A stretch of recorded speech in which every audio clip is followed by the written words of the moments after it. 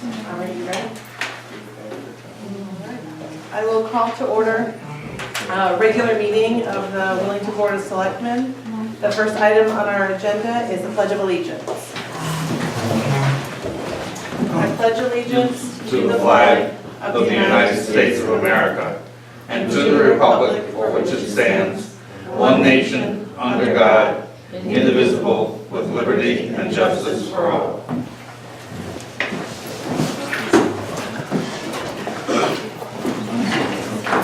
Next item is approval of minutes. We actually have two, so we'll start with the first, which is the November 5th, our last regular meeting, November 5th, 2018.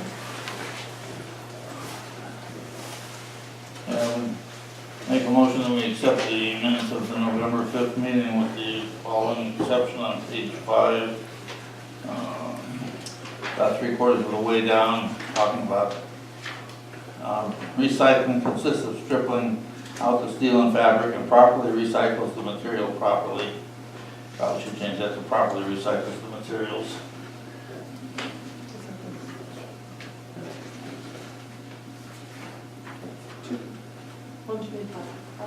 I'll second. Is that your only? That's the one I have. Any other discussion?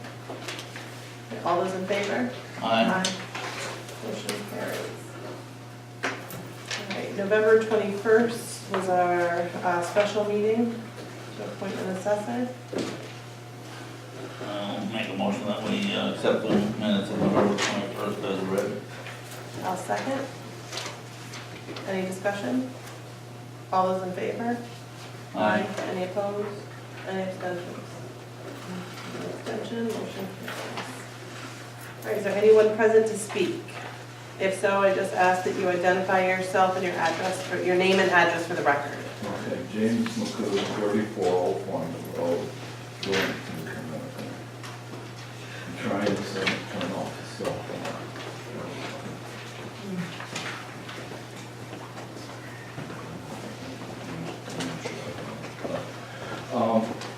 I've come to you before about my request to hook up to the water, and you have responded to me basically with four corrections.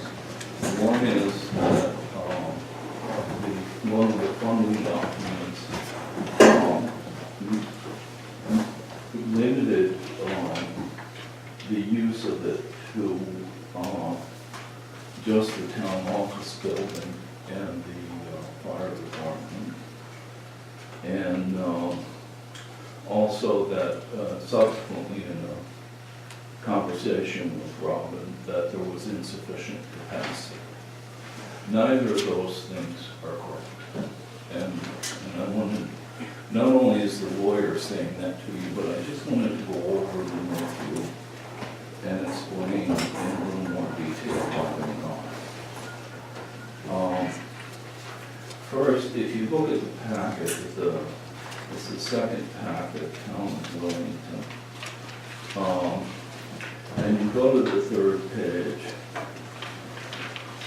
the highlighted section that you gave me says, "One shall be used solely for the installation of a new 2,600-foot water main on Old Farms Road, which will replace insufficient level of the town office building and fire department."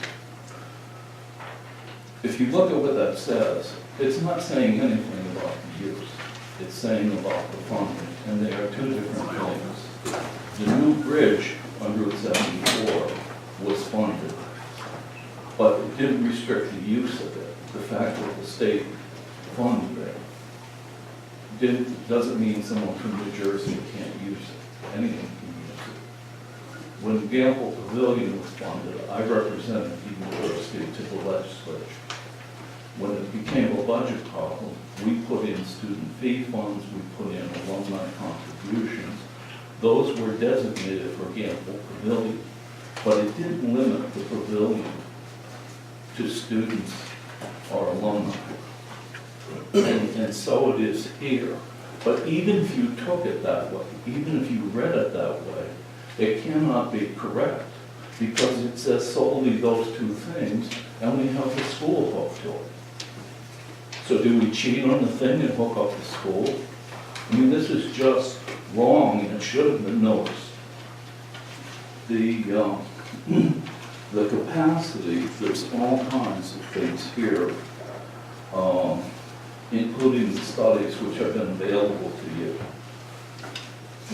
What they say, and you have all different ways of looking at them, is that the 4-inch main that is existing not only is sufficient, would be sufficient if the fire department hooked up to it, is sufficient for the expansion of the, that's been completed of the senior center. And the issue with it is that there may not be enough volume, and that may cause, and if you look in the anchor report, in the highlighted areas, it confirms that. And that's why the maintenance connections were put in, because of the feeling it would need to be flushed, because there's not enough flow. And now with the school population dropping, and the fire department not utilizing it, having more use would be a benefit to the lawn. Also, if you look on page 2, you see the maximum gallon usage with all these people put in would be 25,000 gallons per day. And then if you look further, you'll see that the system is set up for 35,000 gallons a day. And actually, you can do that with just one of the pumps running, not both of them. So there's far more than adequate capacity. There is no, let me say that another way. The text that you gave me as an objection is completely inapplicable, as the lawyer has certified for you. And the use of it, and any fees that the town might derive, which could help maintain it, would be beneficial to it. They would not be harmful. And, you know, it suggested to me that if my house hooked up, you had to go from a 4-inch to an 8-inch pipe. An 8-inch pipe would serve Willingham.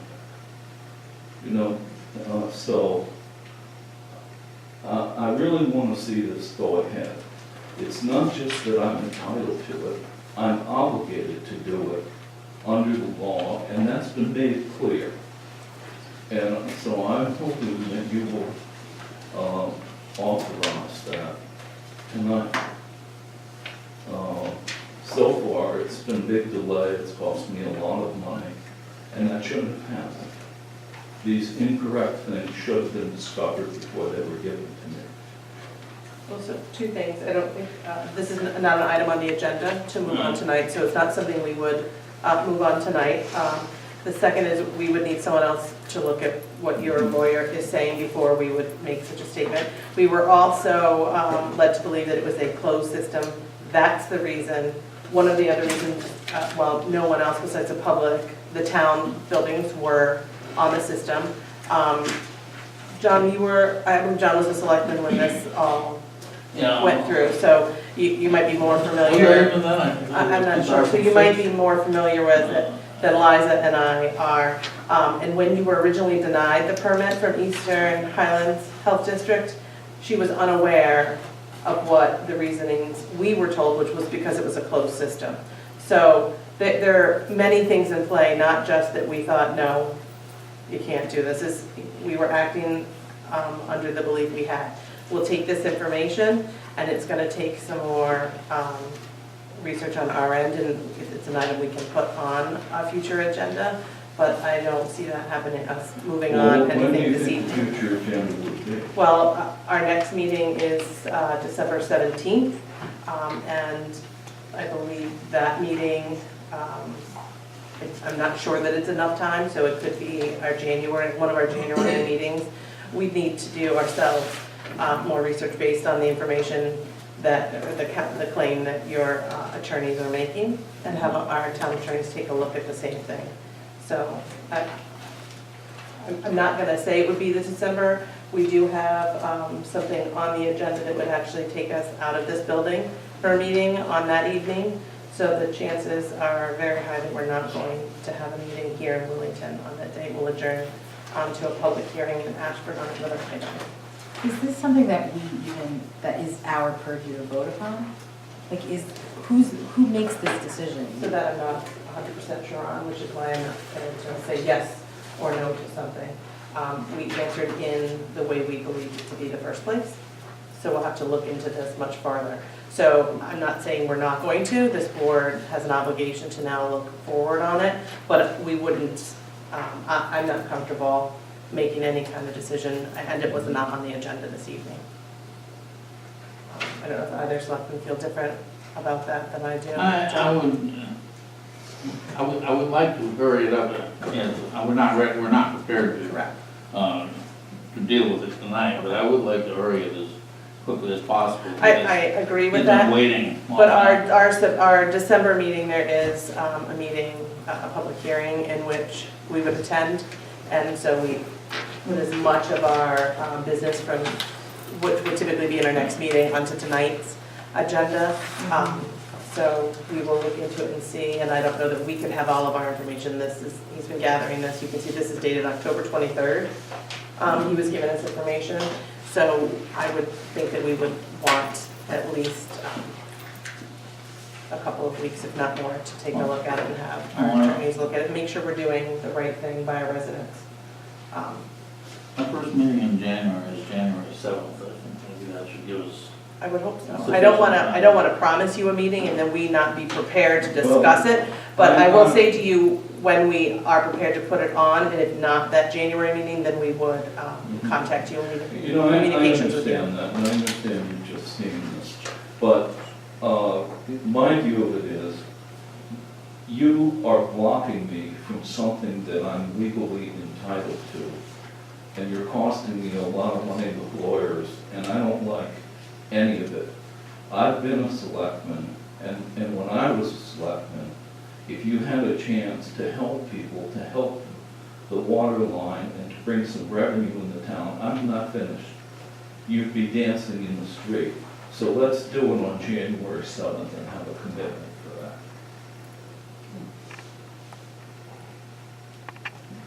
that. We will do our best, is what I'll say. I can't say to you that we're going to have all of the legal answers from our end on that day. So I'm going to do my best, but I can't say And what I'm any going to promise say to. is, if you don't have them on that day, you're going to be giving me legal answers to a judge, and to the townspeople, and to the media. I've had about enough on this.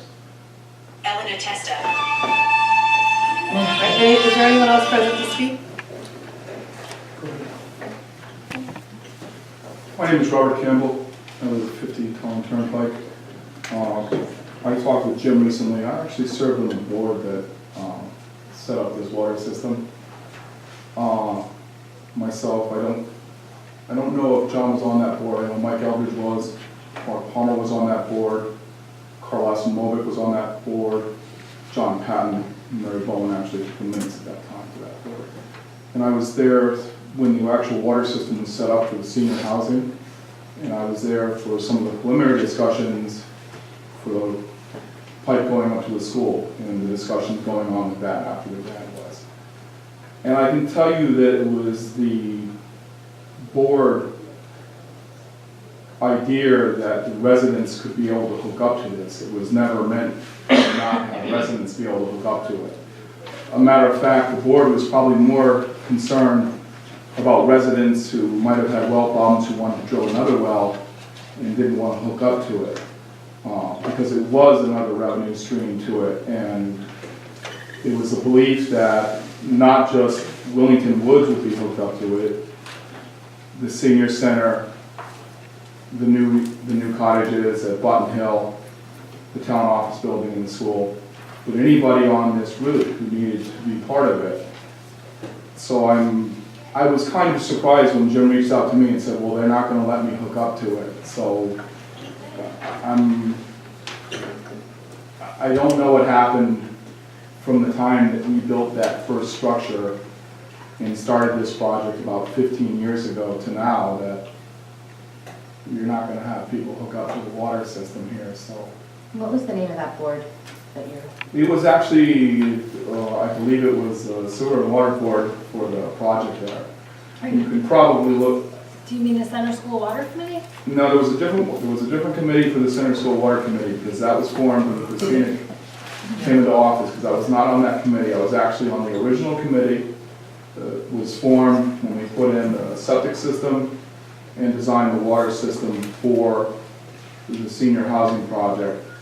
The steep grant was acquired during that time to bring the water up to the school, because the school did not want to drill 2 more wells up there, and they felt that hooking into the water system was the actual best way to go. After the time they got hooked into it, I know the Board of Education got upset because they had to pay for their water all of a sudden to the town. I know there were complaints of that we heard, because we paid for water at WIllington Woods. And just for, I know John knows and Bobby knows what, I was the chairman of the WIllington Housing Authority for the last 20 some odd years, and I just resigned just recently, and I was also the president of the ASHO board, which is the WIllington Woods board. So I'm pretty familiar with both in the bills that come across the boards on the table on it. And so I really find this kind of odd. But So I think part of it is needing to find that initial source. Well, it I would was be a town board, surprised. so there's public record of it, and there's minutes that And were so- recorded, so you we probably need to need to get go that. in the archives and Yes. find them. So I think that's and read something that them. we have to do. I would be surprised. And I would talk to the town engineer, Carl Asimovic, at that time too, because he will say the exact same thing. And if you want to check with Mark Palmer, who was a selectman at that time, you can. I know you can't check with Mike anymore, he's no longer with us. So what I was gonna say is I would actually be surprised if this was a decision that the Board of Selectmen was obligated to make, instead of just a answer, like it's a yes or a no thing. Right. Like, I would be surprised if we had to vote on whether or not somebody could hook into the sewer system or the That's what it water sounded system. That, That's what I'm hearing from Mr. McCoo, is we don't have the right to say no, so then I don't know that we have the right to say yes or no. Well, your town That's- sanitarian that's is saying no, that's so your he's saying no argument, too so- when you wanted to look into it. So. So who does have the so right? that's, so I think the question is figuring out, Right. not for us to vote and tell, 'cause I would be really surprised if that was in our purview. I mean, it's a public water system, is it not? It services WIllington Woods. So what Which I'm is- saying is, like, I think what we need to do is not have a vote. We need to find the answer. Well, That Jim WIllington is Woods looking for. is Right, and I'm agreeing. governed by the housing authority, but private. Yes. The ASHO building is a 501c3 and it's a private building. I'm agreeing with you. I'm saying we So just need I'm kind of to surprised find that, the answer. Mr. McCoo can't hook into But this. from what I remember back in 2009 when I first started was that the ASHO board did the water system, and then the town got another steep grant to hook from the system, the senior center at the time, and the, whatever, The, apartments here and down to the school. no, the ASHO, the town built the water system. The ASHO board paid the town a fee To hook into. for it, which was to cover part of the construction costs. To go to the school? No, Right. to build a water Separate. system, to build a Right, water system right. and hook into it. Right, And then they pay a Schools is usage, they Right. pay a usage fee now for water, they pay a metered fee, which all meters on it pay, their equal share. And then there's a sewage fee they pay, which Right. is like any other town when you have a water and a sewer system. So- right, but then the town went and got a steep grant to run the pipe for a closed system. from And what that I was remember. part of the same, but Mike got that grant, Yeah, and that was being So discussed. I in the believe some of beginning. the. There was a confusion gap in here is that- time. Right, is that we were being told it is a closed system, and that's why we couldn't allow it. It was a closed system for only the users that were on it at that point. You're saying the intent was for all residents. For any resident who needed and Correct, wanted so to the use it. intent of could the use it. board and the actual usage, there's two different conversations going on here, so when we shared this I'm information. not disagreeing now with you, but I'm And so now telling we you what know, the intent right, of the board is. right. And I don't believe anybody really remembers what the intent of the board is, because there's not a single member in this No. room other than myself who sat on that board. But the intent of a board is very different than the actualities of it. So what we intend to do and what we can do are two different things, and I'm willing to say, let's figure this But out if the based on. but if the limitations don't allow Mr. McCoo to look into it, then the limitations shouldn't allow Willington Woods or Button Hill to be on it, because they're privately owned and operated too, residences in the town. If it's only for town properties, then they shouldn't be on it, So correct? So what I I'm believed just was that asking you to- the closed system was for those users that were already, those users that were in it already, not additional. So I'm not saying he can't hook into it. The information that was shared with us, we believe to be that those were the only users that could then be on that system. Button Hill wasn't constructed when the school was hooked into. Del It was planned Eckenbarger- for though. Del Eckenbarger asked to hook into it in like 2010. I'm Right. unaware of Right, when. and it seems like he was told no, but the question may be, was that correct? And so that's where we're at is, just because he was told no, and because we believed we were correct and telling him no, it sounds like there's another argument and we just need, and we're not gonna solve that today. I'm not here to argue with you, I'm Right. just telling you what the intent of the board was, whether you want to listen to it or not, it's your decision. Okay, thank you, we have listened to it. I wanted to say, my suggestion, we at least set a goal by the January 7th meeting. First of all, find out who makes the decision. Is it us, is it the water board, is it whoever?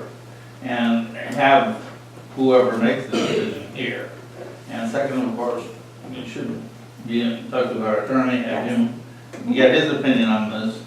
And I would hope that we. Well, this is the first I've seen this, so Right. I couldn't have shown it prior to. So, like I said, but he needs to see it, and we need to get his opinion on it too. I would hope that we could accommodate Mr. McCoo, of course, you know, we're bound by the. Why don't you get the thing about the closed system too, because Attorney Bacon and I went through a ton of stuff, and we didn't find anything about a closed system. All we found was the thing that Robin cited, which is correct for anyone who reads it. It is incorrect for anyone who reads it. So find the closed system thing too, because I think that's imaginary. The steep grant, Don's gonna know, have all the records for the steep grant, for whatever it's saying, Yeah, for and whatever that matters. and what it talks Don about. all attention, yeah. Is there anyone else present to speak? Hi, Maureen Locholi, 41 Crossroads. I'm speaking on behalf, independently of myself and on behalf of Todd Bissonette, who is not able to be with us tonight. Now, Todd had referenced a couple Connecticut general statutes, noise control 22A-69-1 through 22A-69-7.4. Residential noise in the law, section 48A of the Environmental Protection Act of 1970, the Connecticut General Statutes 53A-182, disorderly conduct, and the Connecticut General Statutes 53A-181, breach of peace. Now, it was stated that Todd was reading subsections of the general statutes, so I have a copy of the full Connecticut General Statutes I'd like to pass forward. We have previously passed them forward. I'm not sure what happened to them, but I have a copy for each of you guys that I'd like to pass forward just for the record. No discussion on it is needed for this evening.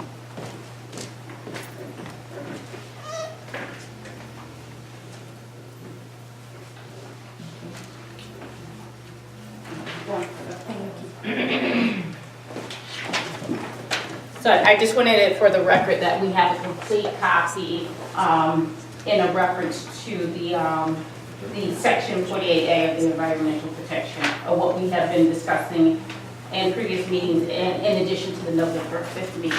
So, thank you. Thank you. Is there anyone else present to speak? So I see a couple of students in our audience tonight, so you want to be well prepared for class tomorrow. All right, there's a list of correspondence that's available in the selectman's office. Your copy.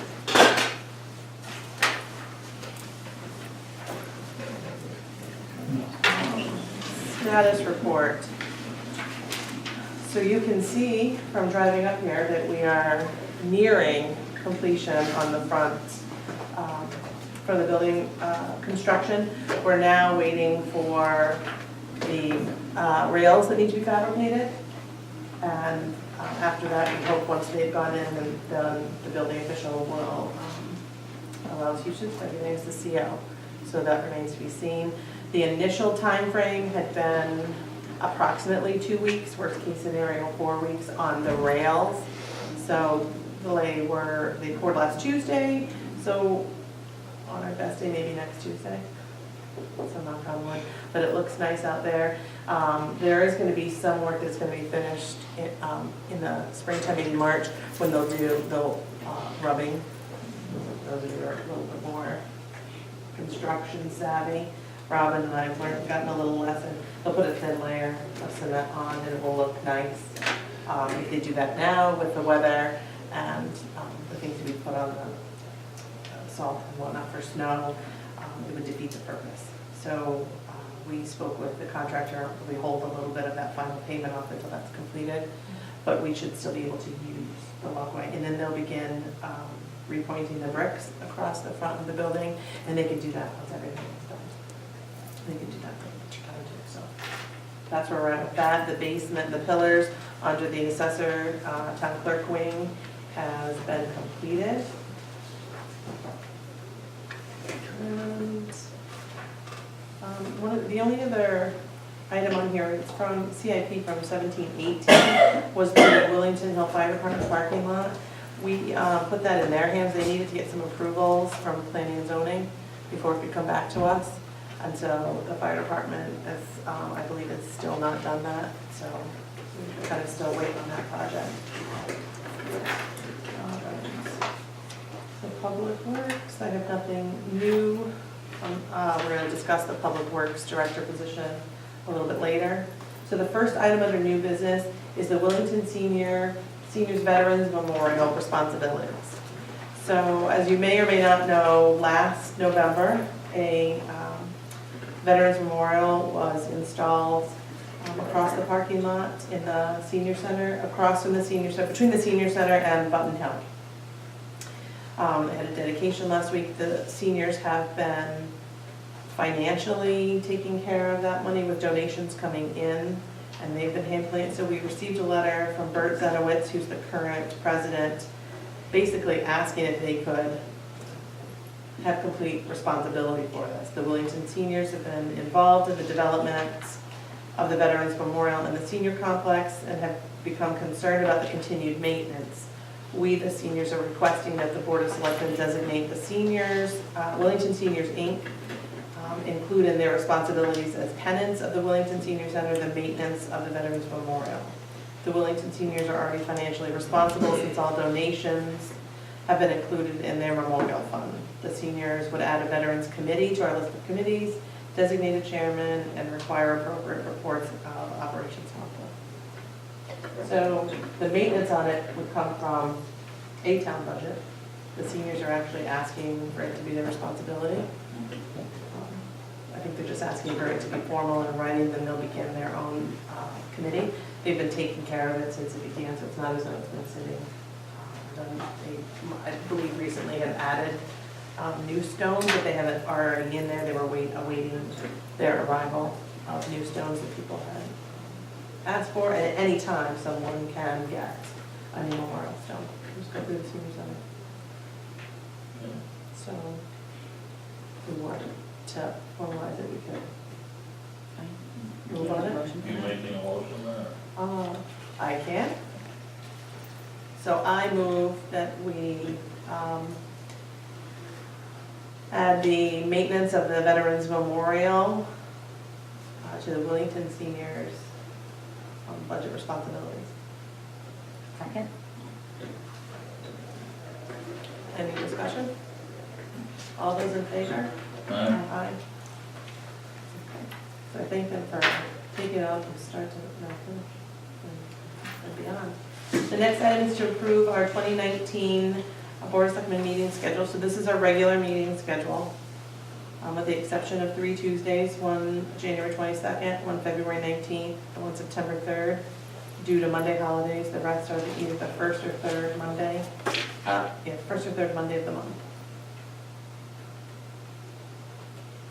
I'll move to approve the schedule. All second. Any discussion? All those in favor? Aye. The next item is approving the official holidays. Holiday schedule for 2019. They are your typical holidays, and Selectmen's Day was chosen as Friday, July 5th. We actually gave a choice of days out to TOB employees, get their feedback. And Robin, was there anyone, there may be a couple outliers, but I believe this was the overwhelming majority. Thursday, the 4th of July is on Thursday, so then the 5th was on Wednesday. So, I'll move to accept the holiday calendar. I'll second. Any discussion? All those in favor? Aye. Aye. Okay. Now, the fun part, we need to get your calendars out, and we need to set a budget calendar for our board to discuss. We present on Thursday, March 7th, to the Board of Finance. You should each have a copy of the Board of Finance budget schedule in your pack as well. Robin was nice enough to give you December through March paper calendars. Last year, we tried to piggyback on our meetings here. If that works, we could continue to do that, or we could go to the opposite Mondays. Thoughts? Available with that? Yeah. I would say we start in January, would be my suggestion. Mondays are the best days for me. Okay. So, keeping it on Monday, if it's the same or the alternate, either one. Okay, either one. Should be okay. So if we went the Mondays we had a meeting, we'd probably be looking at 5:30. The fourth Monday is, I have my Okay, town committee meeting, so. so not the 28th. Now, the oddball in here is January. The 21st is a holiday. It's not to say we couldn't still meet, if that would be our choice. Well, when is the regular meeting, is the 22nd? The 22nd. 22nd, so we would just Yeah. piggyback. We jumped over it, yeah. So that would probably be odd. So we could do the 7th, the 14th, the 22nd. How many did we need last year? I can't remember how many we used total. 5? 4 or 5? We had at least 4. Yeah. I think we have more, and then we could cancel them, or we can start with this and then You we said can we go from there. present in March, right? We present, yeah, we're the last, So we've got, so we have time, so we can spread it out, and then we can cancel those if we need. So we could, do January 7th, 14th, February 4th, February 11th. I'm fine with those. So we meet here at 6:30, so we could do 5:30. okay.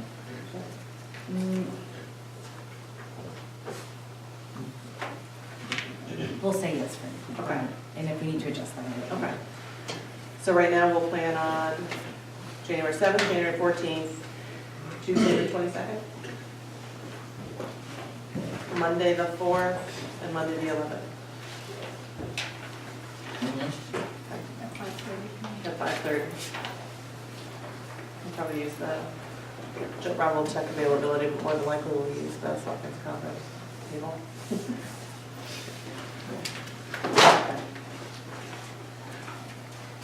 Item E is the 2018 Homeland Security Grant Program. So, resolved that the town of Willington may enter into with and deliver to the state of Connecticut Department of Energy Services and Public Protection, Division of Emergency Management and Homeland Security, any and all documents which it deems to be necessary and appropriate And further resolved that Erica G. Waschinsky, as first selectman of the town of Willington, is authorized and directed to execute and deliver any and all documents on behalf of the town of Willington and to do and perform all acts and things which he or she deems to be necessary or appropriate to carry out the terms of such documents, including but not limited to executing and delivering all agreements and documents contemplated by such documents. So I will, To do all that. Go one more. no, this is the resolution. Okay. That's what the town clerk certifies whether you do or not. So that was, That was my motion. that was also. All right, so any discussion? This is an annual. You know, Robin, do you know how long you've been receiving this grant? I think since I've been here, 2009. And our emergency management stuff. Yes, it should be in your packet. Is that Oh. how you see it? I did see that, I'm Okay. sorry. Yep. There you go. It's just we get the same grant, it helps offset the cost of the emergency The management. director's salary, that stipend, under this grant. Any discussion? All those in favor? Aye. All right, we have 3 appointments. So we've had a resignation from the Zoning Board of Appeals. Mr. Prusak is leaving us for warmer weather? Is that Yes. correct? Yes. If we say no, I assume. So first I'll start with, for the last 15 years, John Prusak served on Zoning Board of Appeals. So he was also our neighbor. We've met our new neighbors. So thank you for your service to Willington in any and all capacities, and we wish you the best of luck where it's warm and you're not shoveling snow. Did that sound off? It's the warm weather, no snow part, yeah. So, but thank you for your service to Zoning Board of Appeals. And with that, we've had Steve Swart has come forward and shown interest in now serving on that board. So I would move to appoint Steve Swart as a regular member of the Willington Zoning Board of Appeals. He's filling a vacancy, so it's effective December 3rd, 2018. Expiring, is it 2021? Yes. Okay, expiring December 31st, 2020. Second? Any discussion? All those in favor? Aye. Oh, aye, sorry. Motion passes. And we have 2 openings on CIP. I will move to reappoint John Patton as a regular member of the Capital Improvement Program Committee, effective December 2nd, 2018, expiring December 1st, 2021. I'll second. Any discussion? All right, all those in favor? Aye. There is still an opening on CIP. We have yet to receive interest from other parties, so come on, we're going to start meeting in December. So thank you to Mr. Patton for stepping up. Kelly Troop has resigned from that committee, so that's where the other opening is. And I believe there will be another opening on ZBA. Did we received another resignation Yes. on Zoning Board of Appeals today? Yes, you absolutely may. Well, I made that effective the 12th of December, I believe, because we're kind of right in the middle of an important case. And it's a cease and As of desist January order. 1st. Or January 1st, well, yes, because it should be resolved Thursday, so. Okay, There was a lot of confusion, and I apologize, because it had to do with Mr. Lopez. Yeah. And I thought you were, I ended up putting him in your seat, and I was wondering why they were waiting for Mr. Lopez, so. Well, the last few So, years, I've I only been an can- alternate anyway, but we've had trouble with a quorum. So the last couple of meetings, we've had only 4 people. Okay, so I can. has Mr. Lopez, is his effective now, I have not seen that resignation. I know it came I into the did. town clerk today. I Was forwarded it it. effective today? Yes. Okay, so that would take care of that vacancy, filling that Yes. vacancy. So And I'll change the then date yours for is Jill. still effective until January Okay. 1st. Yes, thank you for the clarification, I'm glad you're. Because there were two, there are now two openings. That's okay. Okay. We're going to change, I'll No, reflect this can stay the same. It's just Right. his it. No, effect, he needs deactivation to, date or whatever. so his expire date will be changed to whatever Mr. Lopez date is currently at. Okay. So I will. So I'll if we need change to that get out. back and alter that next one. If we need to make No, I corrections think to the if you appointment guys are date. okay with whatever his date is. yeah. I just don't know what his date To is. fill- You can put the date in that we, Yeah, it's whatever Lopez's date is, and then you're still good till Well, January. the four of us that attended the last meeting all vowed to attend Attend the next Thursday's meeting. meeting. Well, thank To you try to so help much, I'm these so people. glad you're here. I told you. All right, and our animal control officer is appointed annually.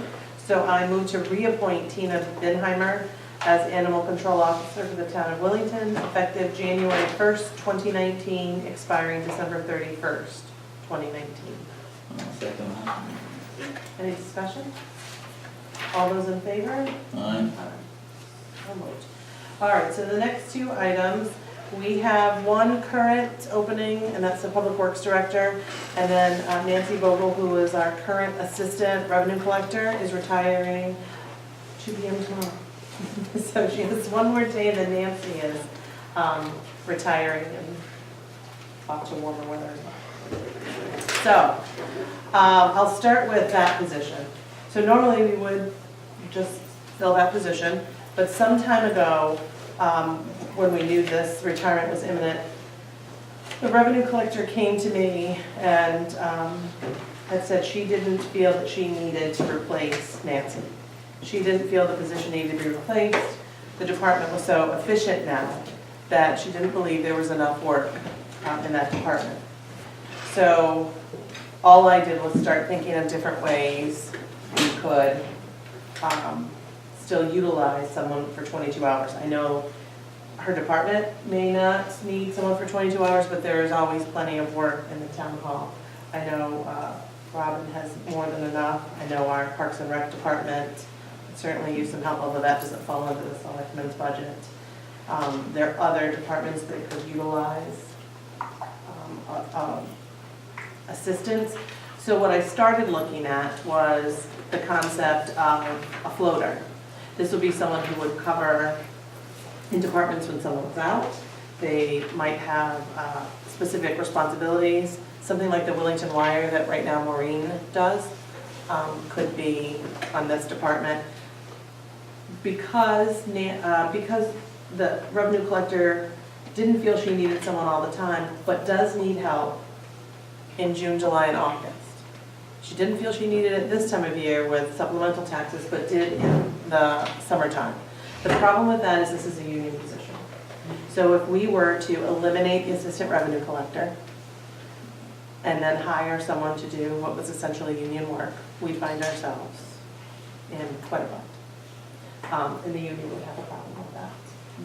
So the floater could then help in the tax office some of those hours in the summertime. It would cover vacations, it would cover extra need, and could still then work on any other ideas, any other options.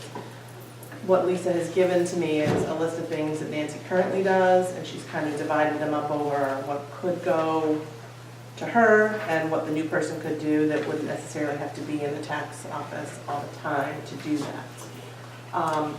That's all I was thinking, so it would be kind of a lateral position.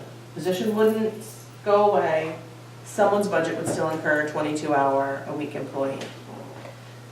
So that's really no change to the overall budget. What's recently been proposed is the tax collector's position being increased from 30 to 35 hours a week. So that was proposed by the revenue collector, not necessarily for her, according to her communications with me, but the department as a whole. So with that, you know, her argument is that she'd be forfeiting 22 hours a week, there would be a savings to her budget. While that is correct, there would no longer be a savings to the town if we had the person in another department. So 35, from 30 to 35 would actually be an increase, it would not be a decrease. And it would now make the revenue collector position, whether it be the current employee or someone down the road, eligible for full-time medical benefits, which is an additional cost. So we have a couple things to think about. Would you like me to continue to pursue a different option, which the union would be in favor of, but not eliminating the revenue collector position? They would be okay with. Or do we just continue things the same way and replace a position that the department head is saying, I don't need? But at the same time is asking for a budget going forward of 35 hours a week. The department head, not 30.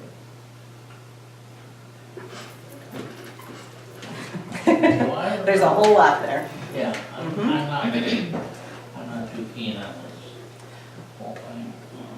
I think this is a good idea. Okay, I As agree. far as having a town hall floor. Right. It's hard for me to say, let's replace a person that someone said they don't need. Well, I understand that. But didn't she just get a big raise? Yes, she did. Okay, so I'm having a problem here every year. Find something, that's not gonna go well with me. I'm not sure you're the only one who's gonna feel that way. And again, the proposal I made was to replace this position with the town hall folder. The proposal asked by the department head was to increase that department head's hours to 35 hours a week. And then they would utilize the floater in the busy times. That the floater would also cover when she was out of the office at any other time. I like the floater idea. Of course, you have the floater also assisting the office of the revenue collector, so in those busy times. I'm not gonna buy it. I don't need it. I don't need anybody around here but B, I need more time. It's just self-contradictory. Well, I mean, I don't think the two decisions are necessarily the same decision, so the increase of the hours, I want to view separately for a second and look at the town hall floater concept. And this is just a draft, I will tell you, Yeah. took this job description, tweaked it slightly from the town of Seymour, they have a town hall floater. And it's called town hall floater? It's called the town, we can call it whatever we want, again, Yeah. this is- Yeah, it is called the town hall floater. Well, I So think we can maybe Stafford do a little uses- bit better than that, but. Yeah, Stafford uses one too, they call theirs office assistant / floater. So that's what I was gonna say, I think an office assistant type job description makes a lot of sense. A clear line of communication. Anytime somebody's a floater and has 10 different people that they can report to, that's gonna be problematic. If it was somebody who reported to one person who managed assignments. It would That would be report, fine. the way I've set this up and the way other towns do it, it does report to one person. Yeah, And then in this instance, it's into the first so like an selectman's office. office assistant type thing, Yes. kind of makes sense. And then I think that conversation about increasing the department head hours, I think, is a different conversation. Is that a union position as well? or It is not. It's not.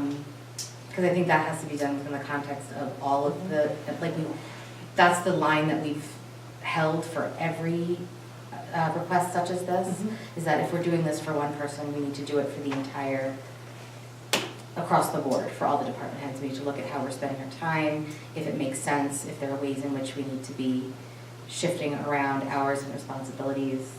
So I see this as a separate concept and would like to have the two conversations.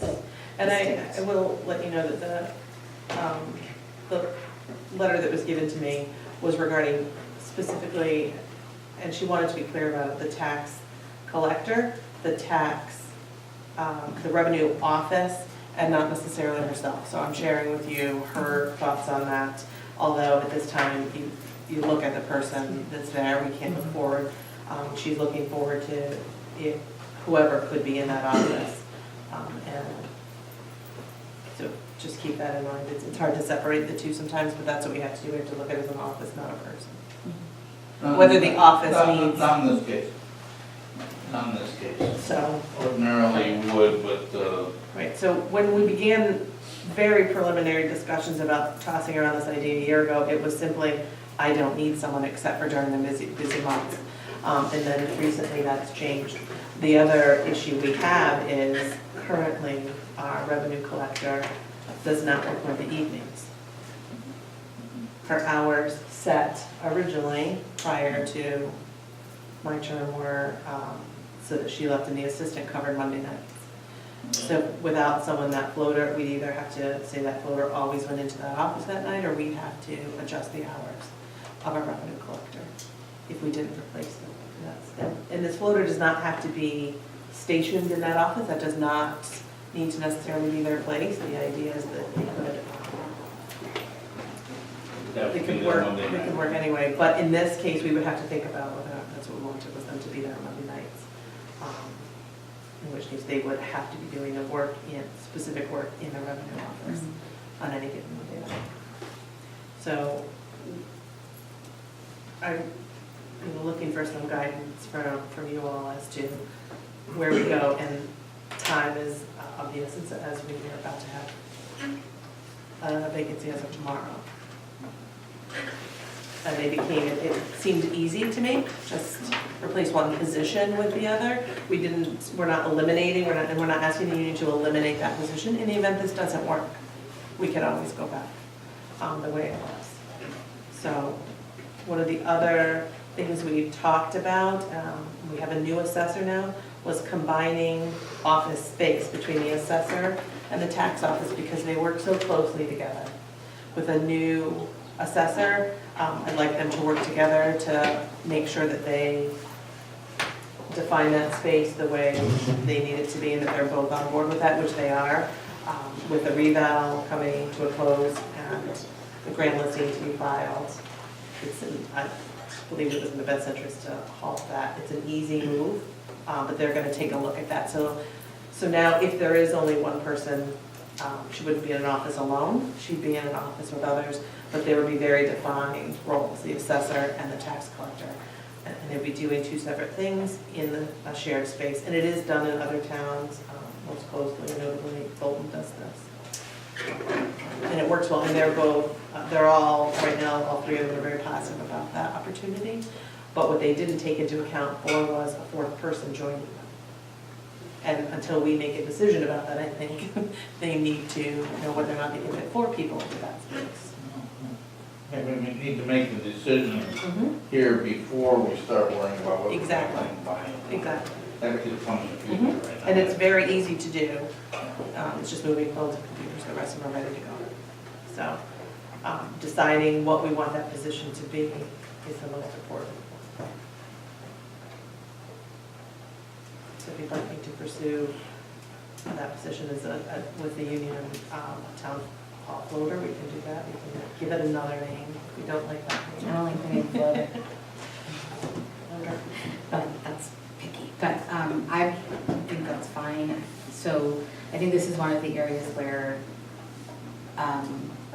where your job description is different than mine, in that you're the daily on the ground first selectman who is in the office and manages this. So I think my voice is in, these are my thoughts and suggestions and ideas.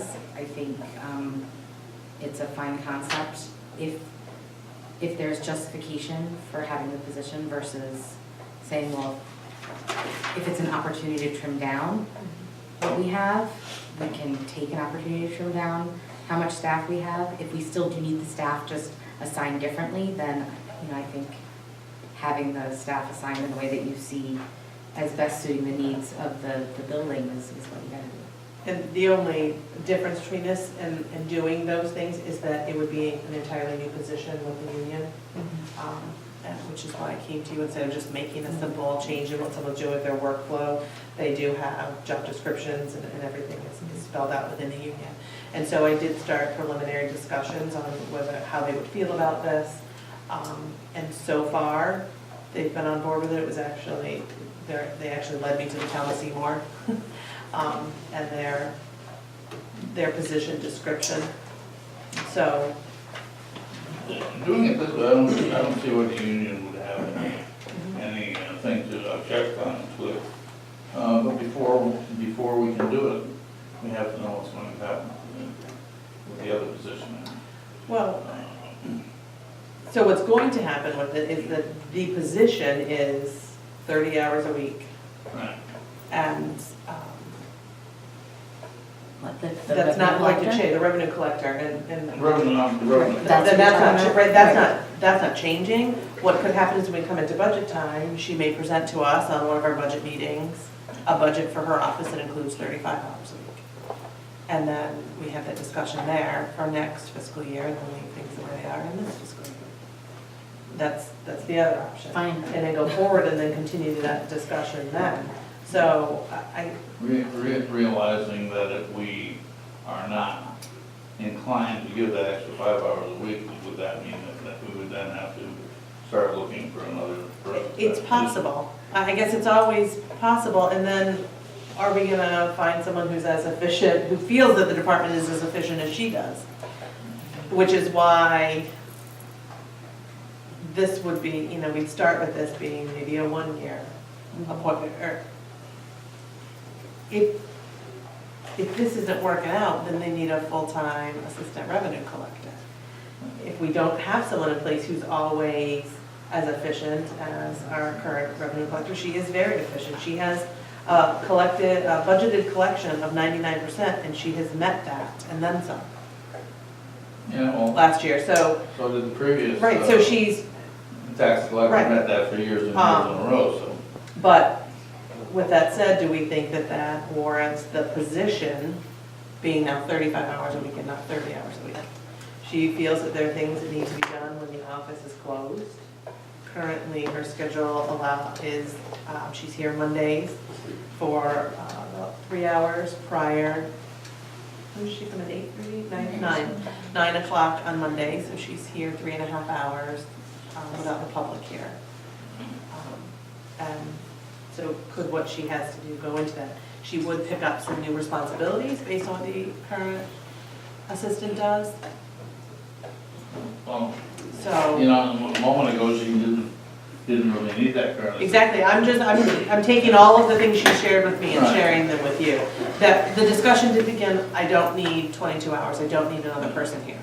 I don't need another person, but then this should be full-time. So I'm presenting you with all of the information that's been shared, and we have to decide where we want to go from there. If we want to treat them very separate, then I'll move forward with the union with this position, we'll leave the other one currently empty. What we'll have at this point is to deal with the Monday evenings until such time as we designate this person to be responsible for those, or with the hours with the current revenue collector. I would say this person would then become responsible for those. Yeah, and I'm comfortable with that.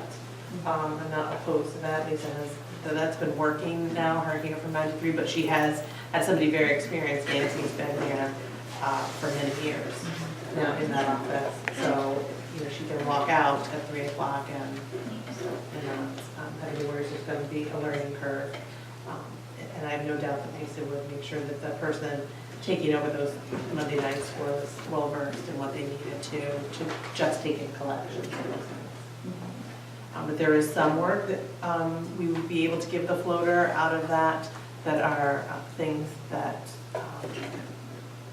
wouldn't necessarily be done in any office, and they don't have to be in the same space. All right, so we'll move forward pursuing the floater / new name position. Okay. The Public Works Director, I thought this is a good opportunity for us to take a look at our job description and fine tune it, tweak it. Uh-oh, I see lots of codes there down now. This is sorry. So, I think Robin's included in your packet. I know I gave you all today a copy of the description from the town of Stafford, the town of Lebanon, that shows kind of their viewpoint on things based on the salaries at hand. If you look at our job description, it's missing some essential. And so I apologize. What's been saved, what's Robin shared with you and is saved is not actually what was used the last time. From the second page where it says knowledge, skills, and abilities, knowledge is even spelled wrong, that I've added. I've taken from some others as I was working. None of those items were included in our job description. Qualifications, any requirements, basic knowledge, skills, and abilities. Those are all things I think we need to include in here. Have we been missing anything under the old job description? Are we missing anything? Yes, I think what we're missing is looking at it as someone who has a little bit more engineering experience, knowledge, whether it be in schooling and or experience. Been thinking of it as an additional public works crew member. Someone who has more knowledge of the functional areas, roads, bridge construction, general construction, vehicle and equipment maintenance, being able to repair stormwater drainage, flood control. These are all things that fall under that position in which we hadn't in the past taken into account. I wasn't aware that there were Some severe gaps. problems in Well, that area. I think there's a gap in there. You know, capital construction is an essential job function, yet we're not necessarily looking for someone who has any background knowledge in that area. I can tell you, right after the summer, Robin, but I can tell you I am by no means qualified in any of those areas under construction. I've gotten a crash course in some things this summer while our public works director was on leave. But those are, I think there's some gaps there, and this is the time for us to fill those in. But you can see under qualifications, whether it be a bachelor's degree or a high school education, ours didn't even list those. I mean, right down to the basic. We were missing some. So is all this new? This, from here back to the other, To the knowledge, yes. Okay. Instead of So- saving it, not on the server, I saved it on the server. So this is our job description ended here. Okay. So it told you the functions, but what was it we were looking for someone, what skills were we looking for in order to do those functions? This was not in our, I understand that. and all I did was copy and paste them from some others, trying to put them all together to look at in one place for you. But a bachelor's degree in civil engineering. We don't have to go with that, Well, but thinking that we can get rid of the town engineer, right? potentially, Um, potentially.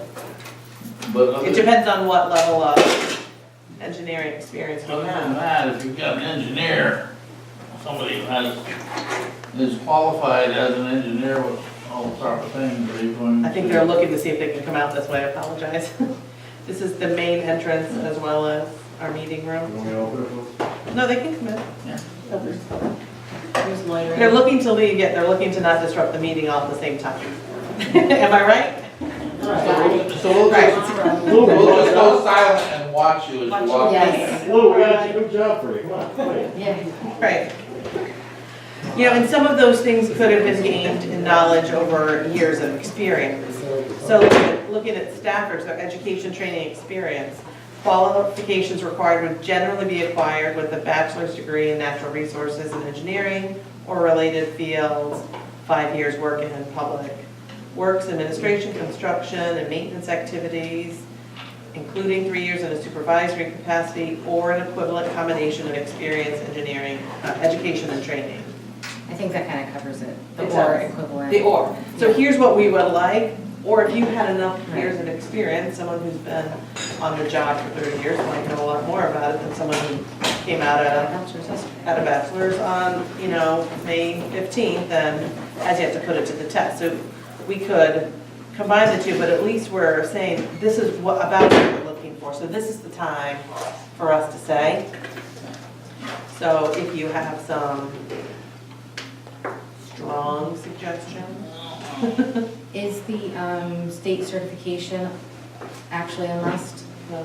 Okay. Oh, in this one? The special And I don't remember requirements. which job description, I apologize, that one came from, but no, that's what they asked for. And some of those you can get, must be registered in the state of Connecticut as a professional engineer. That came from one of the applications. And that's what a town requires. Okay, I'm not sure what kind of registration they have for Right, that. so that doesn't mean we have to, these were just kind of combining a little bit of everyone to give us an idea of what is it that we want to ask them. Must have a valid Connecticut Class 2 driver's license. That's just, I have. Yes, so you don't, right, so that's saying you have a driver's license.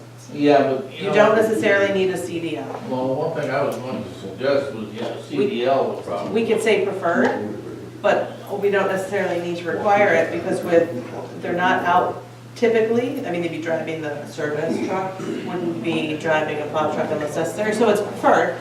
But and that's our option. We can say required, or we can say I would preferred. suggest, as a matter of fact, I think the general, the other people in the road crew are required to either have a CDL Yes. or to obtain one within 6 months of, Yes. and I would suggest we put that in here too. I will tell you, it's, most of the job descriptions I've looked at don't require the CDL. And some of the directors that I've spoken to don't feel that it's necessary because they're more an administrative function than a crew member.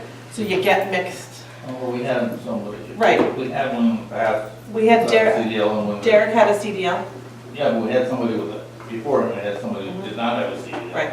And then when we were really short on people plowing, couldn't climb in a truck and start plowing. Right, so it does have drawbacks. I think And then we you really also need to got, have that. right now, our union contract states that Should have a Class A. can't do that work. So what's the difference between one and the One, other? you sir? try to tractor trailers, that's what you should have. In Class case- In case you have to have somebody to drive a tractor or a trailer, you gotta have a Class A license. And not a CDL. A CDL license A or B CDL license. Class A. So see, like this one in, who am I looking at now? Stafford, requires, special requirement, Connecticut driver's license, CDL Class A preferred. Right, Class A, that's what I'm saying. We You should should have. require We that. could require, we absolutely. Yeah. But if you look at our job description, it ended before I had anything. We didn't Yeah. even require a driver's license. So I like the qualifications So- section, not the special requirements section, Right. other than the I license. encourage you to look at the other two that this is so Willington's many right now. words. I know it's so many words. You don't have to read that. I do not expect you to read them all tonight. And I have many more than that if you'd like to look at, more than just. I gave you Lebanon and Stafford. In Columbia, and Hebron. Oh, she did give you all of them. Okay, so I read all of them. Thank you. Give me the highlights. Because what we'll need to do is firm up our job description and then put it out there and then begin the search. With winter coming, we need to So, get it done. well, so there is our other issue. So the last time we had this happen, the time frame happened to be close to the same. Hired in March, started in January. Our crew has been through this in the winter before. They actually feel confident in not having someone come on in the middle of the winter. Okay. We have an extremely experienced road crew. Our director did not plow. In the past, we do have 2 contracts with plow trucks. So, I'm not feeling like it's as critical. I think what's more critical is that we make the position what we think it needs to be to move forward, and then start the committee. Because the more skills you start adding, Yes. the more requirements you have, your salary budget. So you can see that number on the town of Stafford's. That also was many moons ago. And I suppose, especially when you start saying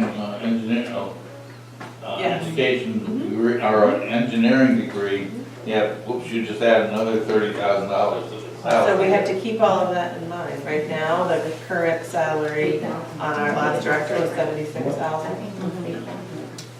So, I think he was pretty cheap.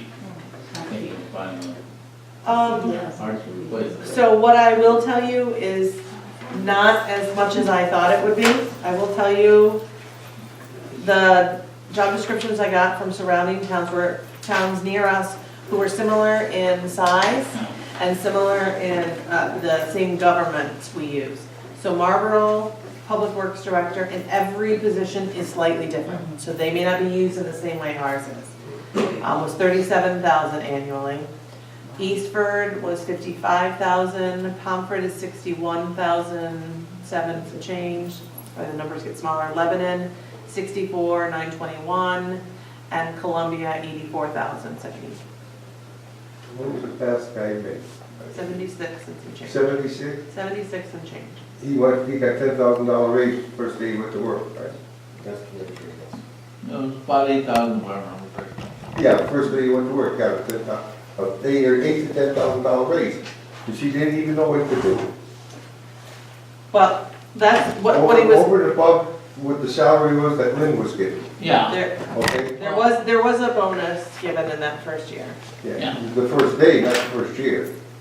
So that brings us to, the bottom line was 76,000. So anyway, Mr. Rashidski has some serious opinions on that.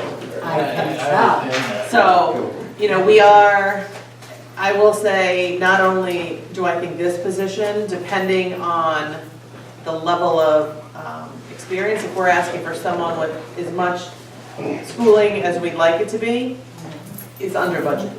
With someone with no experience, it's right on. There are two positions in this town that are 24 hours a day. Mine and the Public Works Director. So do I think paying the least is gonna get us the best? No. We're asking a lot of somebody. They're responsible all the time. It's important. Do I think that someone with no experience, we can afford 76,000? We have to decide that. Do we think we're gonna get someone with all the schooling and background we want at 76,000? It remains to be seen. So once we firm up what we want in the job description, then we have to take a look at the salary and keep it in mind what we have it budgeted for now, and then budget going forward. and you also have to take into account that when you find the person you want, then you go and you make them an offer. And if they say, that's not enough, you have to decide either we're not gonna do it, That's right. or we're going to increase to meet what they demand. So, we can say 76, but if That's right. the guy says 86, or We have to not, decide, did we then really you think he go was? for somebody else, or you pay it. So, I will say those are the things we need to look at. So if you could just send me any of your thoughts and suggestions on the position description, and I can draft up another one similar to what I did with the floater. And you can take a look at that, and we can go from there and get moving on this and set a committee, an interview panel, which go forward with that. Groovy. Look at us cruising right along. All right, tax refunds. So we have one. I move to refund Ashley O'Rourke $48.81 on the certificate of correction. Second. All those in favor? Aye. Aye. Motion passes. Okay, that just have the one. Hold on, you're almost there. Okay, Liza has good and welfare. Liza sent us some information based on our last meeting. Did you send me it? Yes, Yeah. yes, I did, thank you. Okay, so it goes in hand with another item in my packet. So we met and Sergeant Judah from Troop C came out and talked to us. We talked about speeding concerns, we talked about our ordinance concerns. I will start with Sergeant Judah sent me an email dated September 7th. This was just 2 days after our meeting that says he wanted to follow up regarding the meeting. In my opinion, Troop C should be able to resolve the issue satisfactorily with most of the complaints. I don't think the town should be burdened with adopting ordinances, and I gave Mr. Bissonette my information for the future. I will do my best in focusing speed enforcement efforts in the problem spots as time permits. Please email me with any further complaints. And I know there had been some communications back and forth with Mr. Bissonette, I'm not sure of that plans. But we did ask him to come in here and give us some ideas on how we could move forward with some of the limitations that we have. And he stated it multiple times during that meeting and then again in an email to us. He doesn't believe we need an ordinance. With that being said, we have to decide what, if we want to continue to move forward, if we feel like that's it. So this is just a one person just talking to you. And Liza found some information on the speed signs, a twin pass, so this was old. It's a twofer. It was a twofer. Same. So for $6,000, $5,500 for two Sobel Mobile radar signs. They give you the software included for free and no subscription fees ever. I find that hard to believe. Ever. It says ever in It caps. says ever, it With is caps, exclamation exclamation point, no, in all caps. So that gives us an idea of what those signs go, and I believe these are the kind that attach to They like attach a to stop a post. sign or a post. We don't want to put it with a stop sign because. No, you Slow can down. attach, or a speed sign. It attaches like, it's made to go into like the. Yeah, it gives you poles and straps, mounting equipment, really visible. So if we were to look in that direction, that's where we start off in about the $6,000 range. And that one does allow you to collect the data. Yes. Some of them don't. Yeah, So this you is can data then- collection software free, Yeah. but no subscription. So it must be a web-based program. Or solar. They are solar, but it's the software that, I find it hard to believe that once it goes, you probably need new software. You won't need a subscription fee, you'll need all new software or a new sign. That's my guess. I think you get it when you buy it. I think so. So, and this didn't make it into our last meeting, but Brittany Skorupski-Williams resigned from the Planning and Zoning Commission. Her last day was her last meeting, which was November 20th. So she has some other commitments that are keeping her a little farther from town right now. So I want to thank Brittany for her years of service. She was most currently an alternate in Planning and Zoning. We received November 30th, the most current administrator's contract from Region 19. So it begins July 1st. In year one, they have a 2.25 salary increase and the 2% for the next 2 years of their 3-year contract. So I'll share that with you. So we'll see an increase in that when we get to their budgeting. They do seem to be in line with administrator settlements in 17, 18 across the state. I know most currently our administrators, I believe, are just over. Share that with you. We did put our flag back up today, even though we're not using the front, so that we could put the flag at half-mast in honor of former President George H.W. Bush's passing. So, and that, I believe, will stay up for a month. So, I have nothing else for good and welfare. Oh, no, we had a community tree lighting on Friday night. It was another fantastic event. If you didn't have the opportunity to come and you can go next year, it was great. We really showcased the Dana Glazer Tavern, our Parks and Rec department, and I call it a department, it's one. It's Maureen Parcells. She puts together an amazing free community event that was wonderful. Santa came, so if you missed that, I'm sorry. Your loss, it was pretty good. And then there were trees. She had a program where she worked with our Human Services Department. She had people from different tree farms in town donate trees. They were decorated by different groups in town. They decorated the town hall, and beginning today, they started going home to families who might not otherwise be able to afford a tree for the holidays. So it was a beautiful event, it's wonderfully done. Kudos to Maureen and her staff of one. And basketball season started Saturday, so we're deep into basketball. With that, I have nothing else. Do you have anything for good or welfare? All right, oh, Breakfast with Santa? breakfast with Santa. Saturday. Is this Saturday, December 8th, at the WIllington Hill Firehouse?